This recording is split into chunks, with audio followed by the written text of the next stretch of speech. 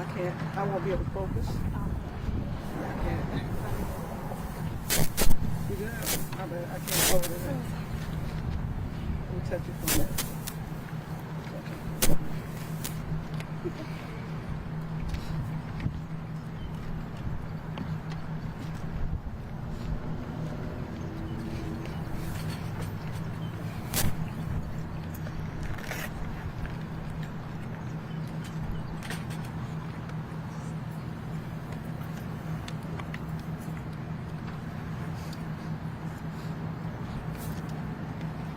My name is Tracy Fant. I'm organizer of Freedom Fighters Upstate South Carolina.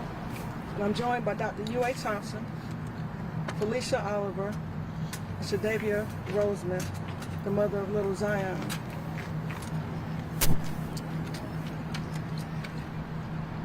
Today we find it necessary to address the media with some questions and concerns the family has. Because although we don't have many answers, I will speak on what we do know. Last Thursday was little Zion's mother, Shadavia's, first day working at Bumble Bee Daycare.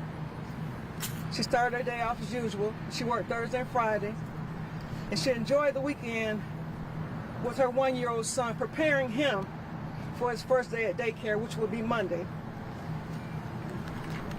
On Monday morning at approximately 6:15, baby Zion went to his one-year-old classroom with his teacher.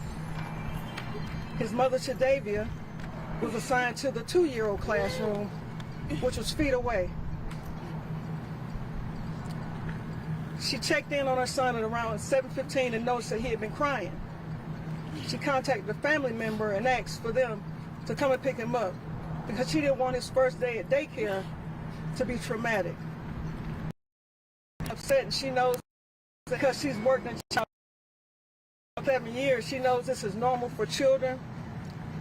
It was her baby, her miracle baby, who was upset. So she called for her family to come and pick him up. Her family was en route to pick little Zion up, but unfortunately, upon arrival, they saw an ambulance. Now, inside the school, something else was happening. You see, the questions and concerns are ours because from 7:15, where she saw her baby sitting in a chair for what appeared to be crying, to 8:15, when a teacher rushed into her classroom with the lifeless body of her son in her arms, she handed Shadavia her deceased child. The family tells me that his lips were already purple, his body was completely limp. His mother asked at that moment, like, what happened, what's wrong? They said it appeared that he choked on a goldfish cracker.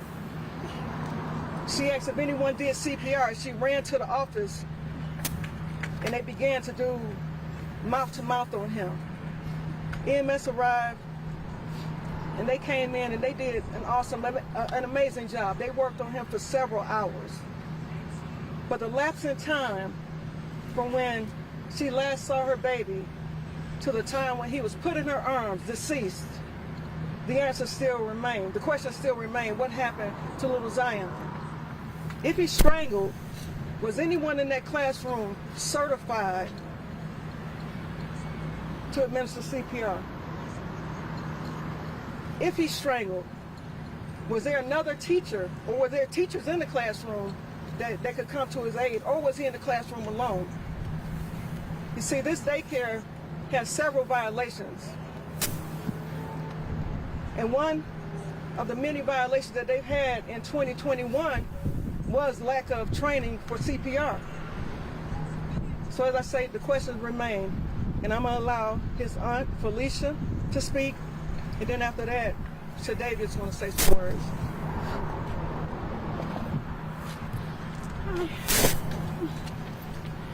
I just was wondering why did my sister have to approach the room after being notified and had her lifeless baby. Upon approaching, watching her baby being passed around. No CPR performed at this time, no any maneuvers or anything. Just passed from teacher to teacher and then placed in her arms and then removed from her arms, ran to the office and started mouth to mouth.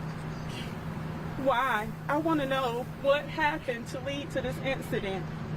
Prior to them approaching her, they approached her room and asked her prior to this incident, was a blanket Zion's? And she replied, no, the blanket is not Zion's. Later, minutes later, approached again, come out, and when she approached, she saw her lifeless baby being passed around, then placed in her arms, then removed, and then ran to the office and began mouth to mouth. Why? Why was this baby placed? Why wasn't CPR going on during this time? Why? Why?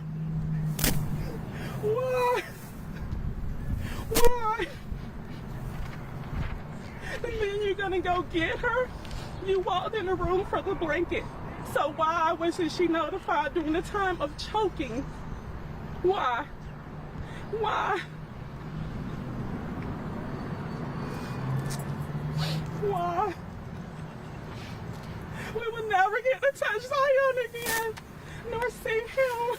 His first day of daycare, his very first day, while my other sister was en route to get him to find out that he had passed.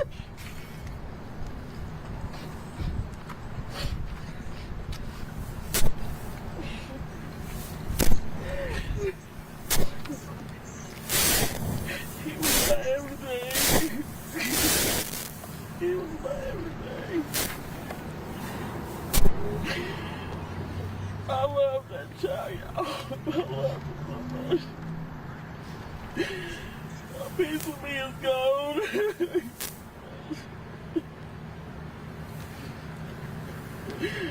A piece of me is gone. I love that child. I love him so much. And to have him taken, I don't know.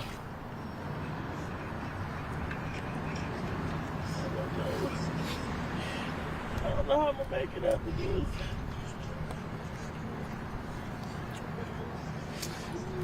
I don't know.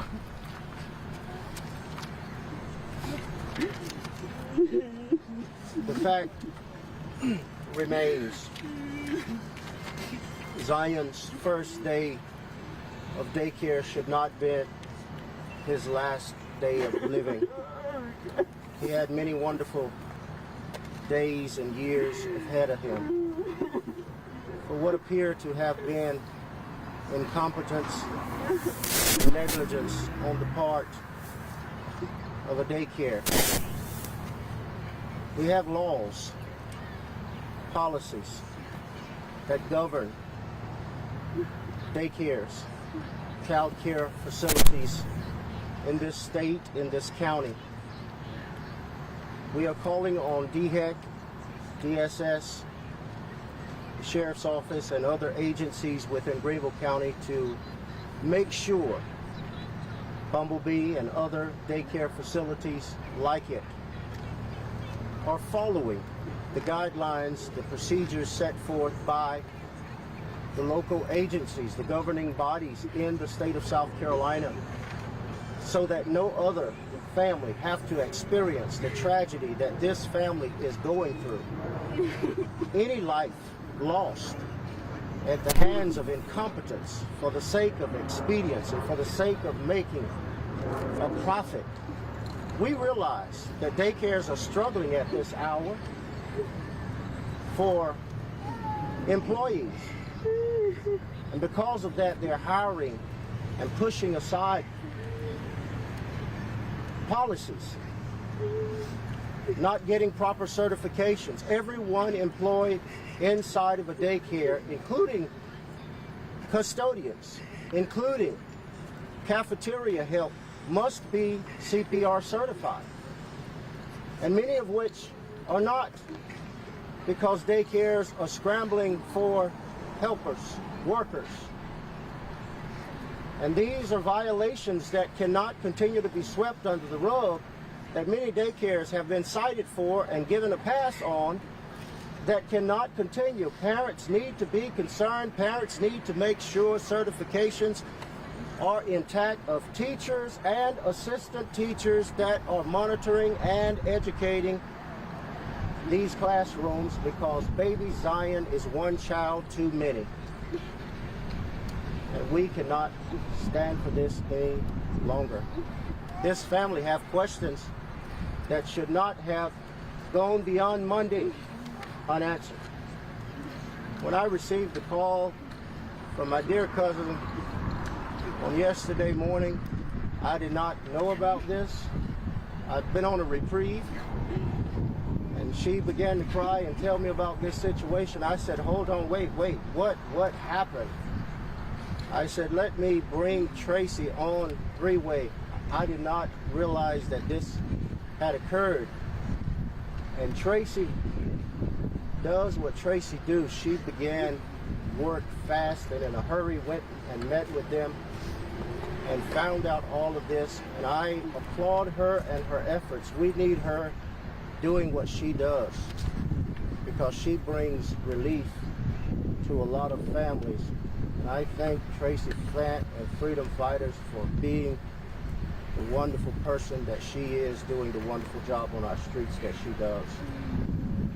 And I thank her for helping my family in this hour of need. And I thank you, the members of media, because you will help us get these answers, not just for baby Zion, but for other parents whose kids are now in there. CPR should have been administered. A goldfish. I have grandkids. My wife and I discussed this on last night. You know how many times our grandkids eat goldfish at our house and have gotten choked on goldfish, but they did not die from it. We need answers. We need them fast. This is not right. This family is hurting. This baby, look at this innocent child. It is not about race. It is not about social justice.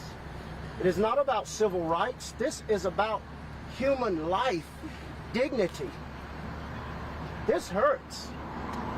A 1-year-old child is dead because someone inside this building behind us, who was supposed to know CPR, did not know it, and brought a lifeless child to his mother, a teacher in the next room.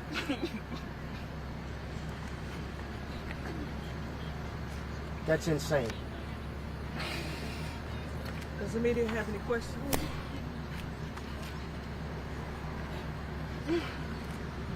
What has the daycare said? Nothing. They said nothing.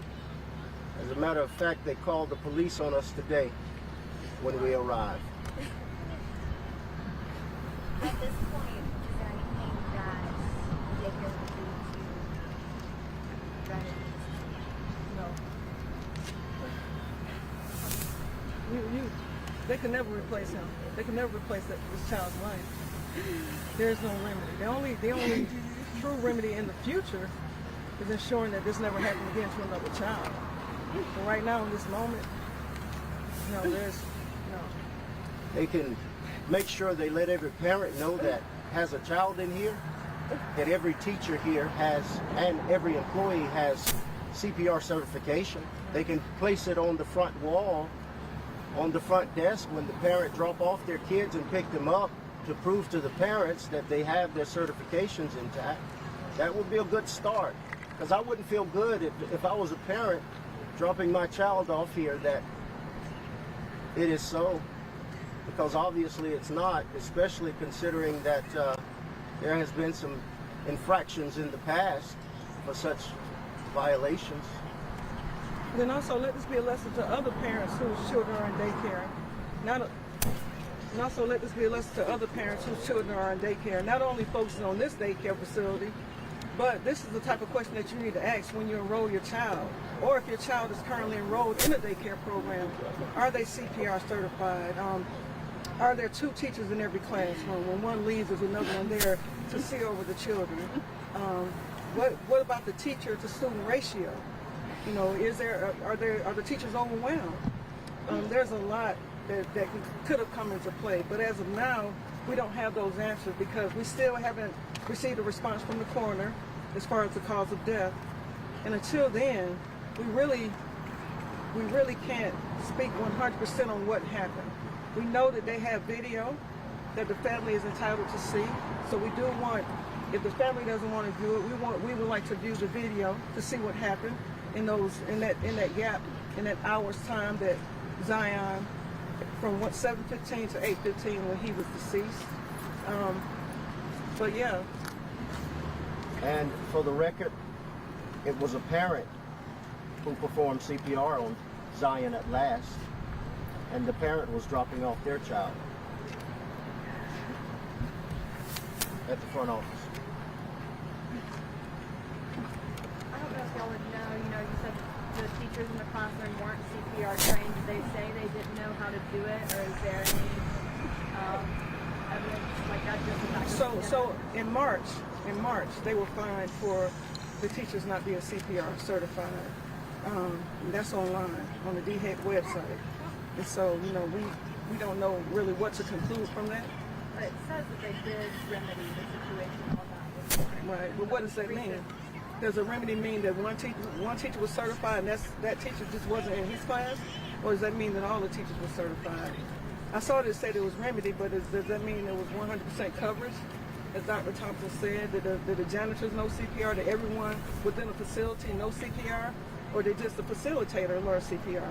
There's a big, that's wordplay. And those are the types of things, as a daycare owner, we've owned daycares in the past. Those are the types of things you have to stay abreast of, because daycare teachers don't make a lot, so the turnover rate is very high. So it's very possible that in March they got a violation for it, but in May they remedied it. But in June, 3 of those teachers quit, and they hired new teachers who wasn't. So they had to recertify all those teachers, but there was no places in the class until August. So, so those are types of things you have to look out for, and you have to bring people in to train, things of that nature. So it's a tricky situation. I was wondering if Zion's mother might be able to shed some light on this situation, just as a person who's worked there before. Did they have you go through CPR training as part of your training? I was certified through another facility. I just started, but I have my certification through another facility. No, They never asked you about it yet? They never asked me. When I first started, when I first started that morning, I was asked if I was given a packet to finish, like, my information to be hired. And the assistant director didn't know that I wasn't given. She just thought I was coming in, and I said, I wasn't given a packet to finish my information prior to that. Like my 2 weeks of coming in for the job, I was only given a Century registry to fill out. I wasn't given a whole staff application, pretty much, to fill, which I had all my stuff in hand, but they just asked me to fill out a registry, a Century registry. And then 2 weeks, well, technically I started at 3 weeks. And when I came in my morning of starting, the assistant director asked me to fill out more of pretty much finish my application. And was CPR training a part of that as well, that you had to fill out? to verify that I had my training. It was mainly policies that they go, what was attached to the, application. Did she ask me if I was certified? No, but I am. Did the paperwork ask you at all if you were certified? I don't believe so. I don't remember, but she was supposed to get a copy of it right then. I do know my time of being hired from other businesses, that stuff you have to have it in file. But was I asked for it? No. But you never had to show them proof that you were certified? No, they didn't ask. And I'm technically an interview. So I'm whatever they're giving, or asking me to give, that's what I'm giving.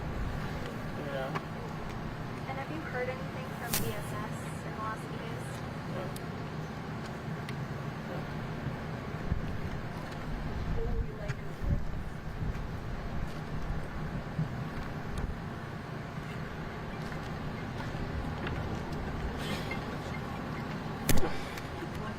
What was the question? What will you like to do? That is inconclusive right now. His remains were just released to the Brown funeral home, Have they offered the hill? upstate funeral service. No, they have not reached out to the family at all. We thank the media for coming, okay? This is, as you know, very stressful on the family, and we truly appreciate you guys for showing up and covering this, and hopefully very soon we'll have the answers and be able to assist the family more. And we'll release a press statement regarding that when that time. Thank you, guys. Thank you all.